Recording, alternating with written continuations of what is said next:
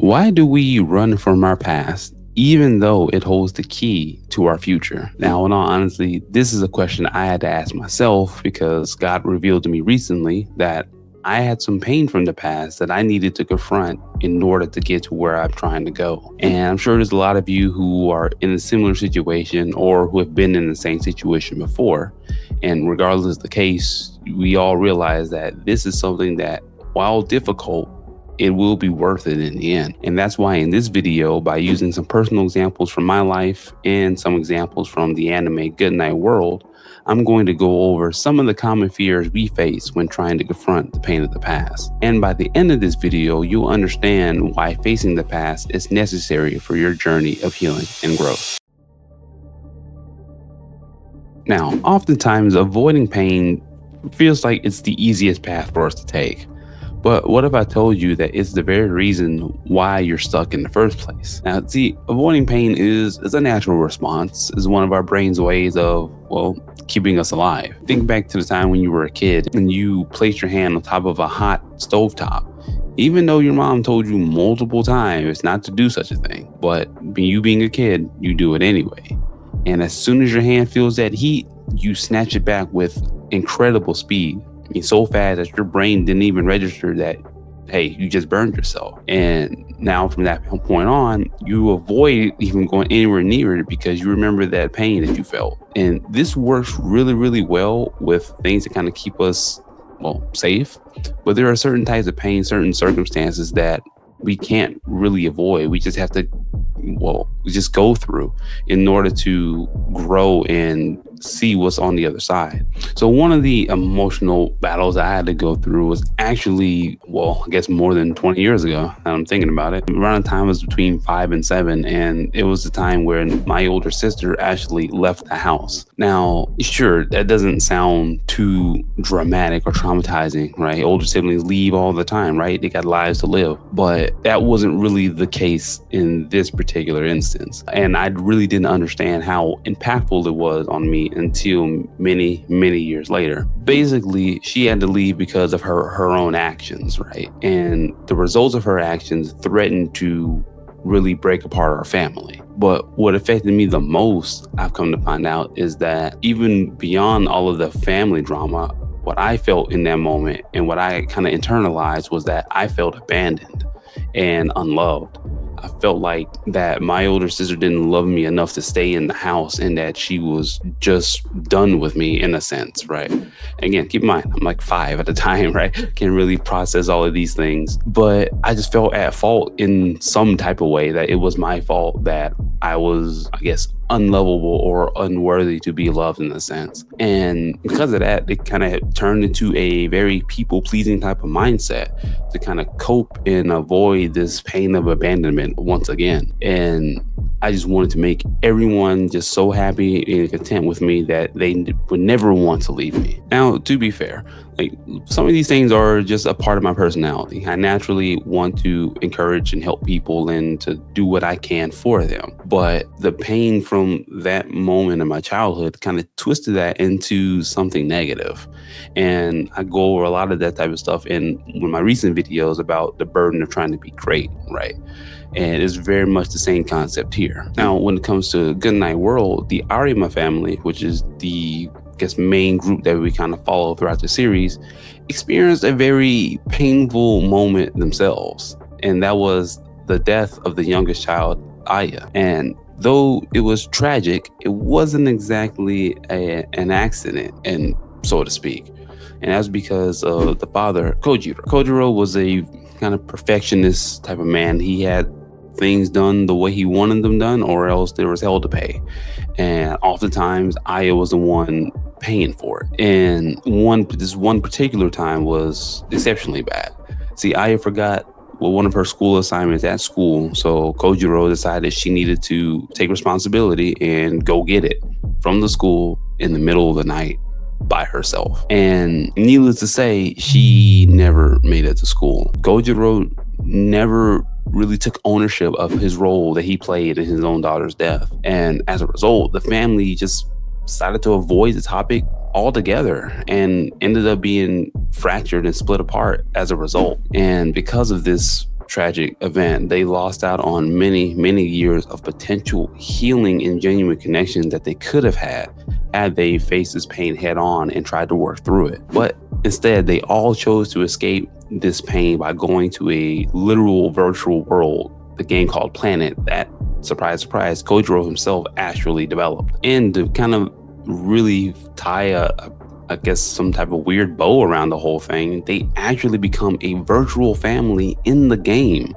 without knowing that they were literally family in real life. And to me, that's just so sad. They tried to run away from the pain only to find comfort in the same people that they needed to find comfort in the first place. And that kind of just really hammered home the point that sometimes pain can just hold us captive if we let it. And in all honesty, confronting that pain is scary because it means we have to relive it again, right? We have to go back there. We have to be willing to step into that same place, the same mindset, the same event. That's why in order to heal, we have to be willing to be able to face it head on. So what I want you to do is start by acknowledging the pain. Acknowledge that it is real and that it's okay to feel it. It's okay to let yourself be human, right? We're not robots.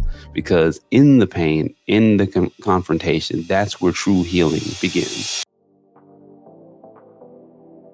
Now, you may view forgiveness as saying that, hey, what happened was okay. But in all actuality, it's not. Forgiveness isn't about forgetting what happened. It's about allowing yourself to be free from what happened. In my case, I had to, forgive my sister for leaving the way that she did. And honestly, I thought I had already done that at some point. I thought I had already reconciled that type of event in my mind, but in actuality, I was just simply ignoring it. And again, it's one of those things God had to work with me through recently. And by recently, I mean this past year or maybe 2 years ago, depending on when you're watching this video. But once I was able to kind of confront that feeling of abandonment head on, then I was able to genuinely forgive her, not only in my heart, but like out loud. And honestly, being able to forgive her allowed us both to really grow from it. Started actually working on our relationship to actually, really have a relationship in the first place as normal siblings, right? And another thing too, for me, it was that realizing that there were some things that I could actually learn from this whole event. First of which is that it's okay to let people go. Because people are going to come and go throughout our lives, and regardless of what the title of the relationship is, there's going to be people you're going to have to let go of, whether it's for your benefit, your growth, or theirs, and that's okay. Another thing is that I can't control other people's actions, right? But you only have that control over yourself and your reactions.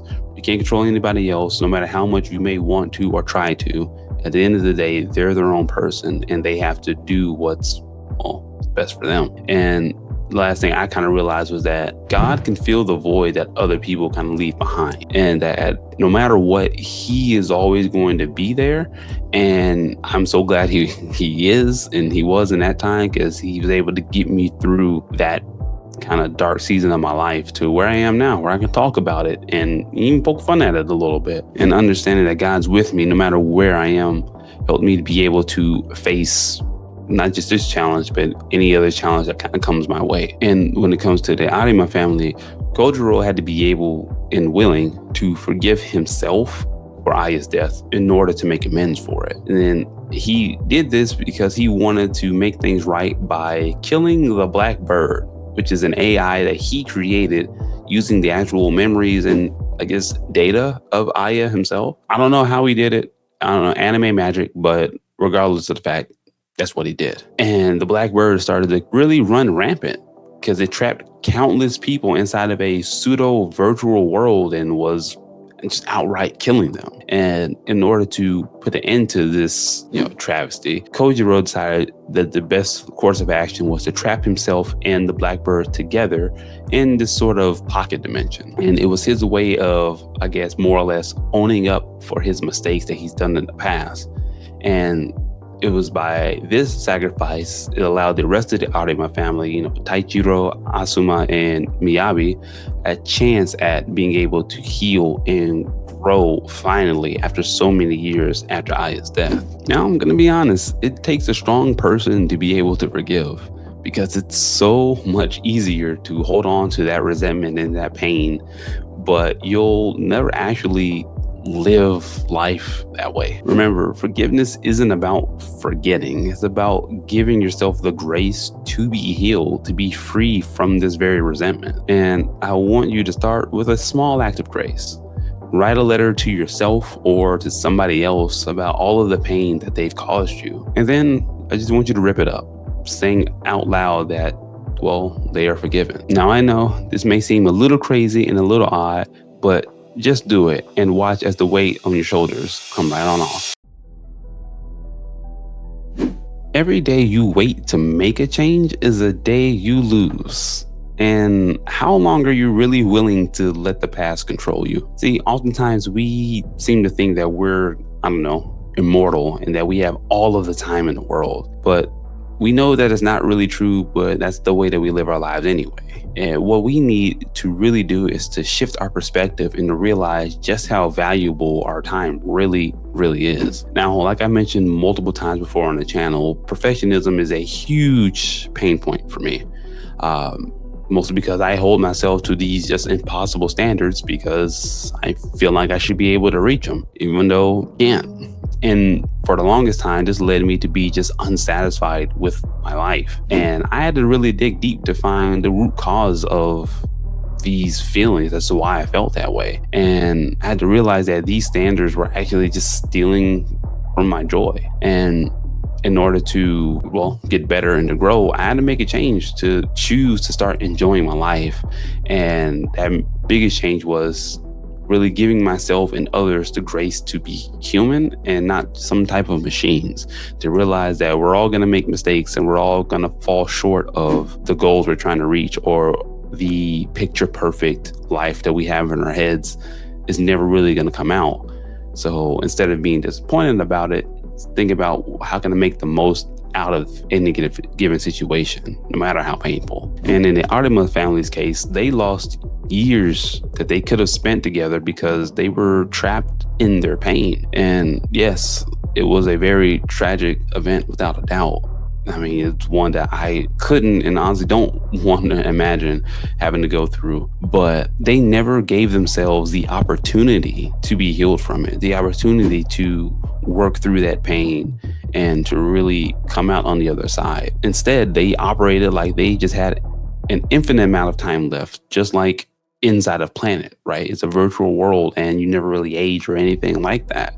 And that's how they were living their lives in general. But Kojiro's sacrifice allowed them to finally begin the healing process after so many years. But had they confronted their pain just a little bit earlier, they might have been able to be a true family, just like they were inside of the game. Now, while it's important to be able to confront the pain of the past, you can't let yourself get stuck there, because it's easy to lose sight of the goal of trying to grow past it, to use it as a stepping stone to get to your next level.